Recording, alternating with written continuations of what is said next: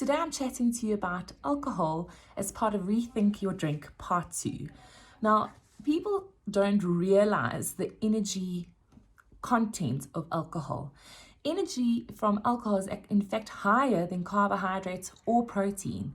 In a gram of carbs or a gram of protein, you're getting 17 kilojoules, while in 1 gram of alcohol, you're getting 29 kilojoules. So you can drink wine or alcohol as part of a weight reducing diet or eating plan.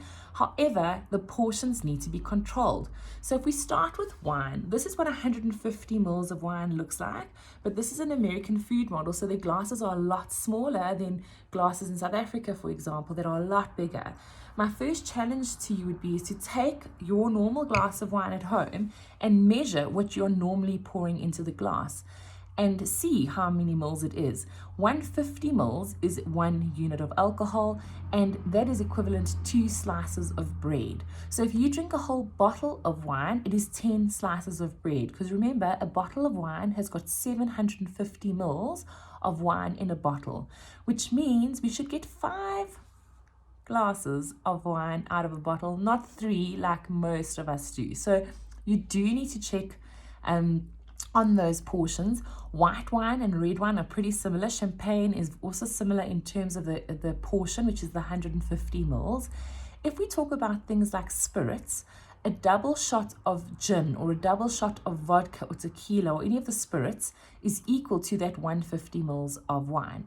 So if you're trying to stretch your alcohol at a social sort of setting or at a party or something like that, using sort of a gin with a sugar-free tonic, you could have 4 gins with a sugar-free tonic or 1 big glass of wine. That would be equal in terms of kilojoules.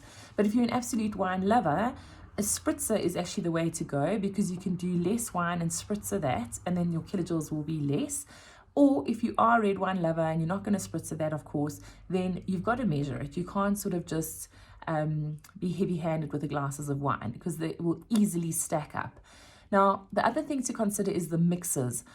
People love the gin and tonic or the brandy and cokes, or those are sort of options that people go for. You can choose the sugar-free variations to really save on total sugar intake.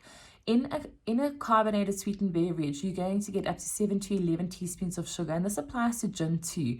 A lot of my patients were quite surprised to hear that they, for some reason, didn't think of gin in the same category as sugar-free, laden sweetened beverages. So it is very important to read the label.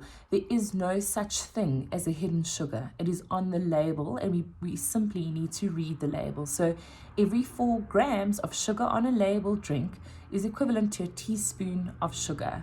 So you can also make sure when you are having alcohol to include water in between drinks, so that you're not getting dehydrated and that you're also stretching out the alcohol intake, especially in those social settings.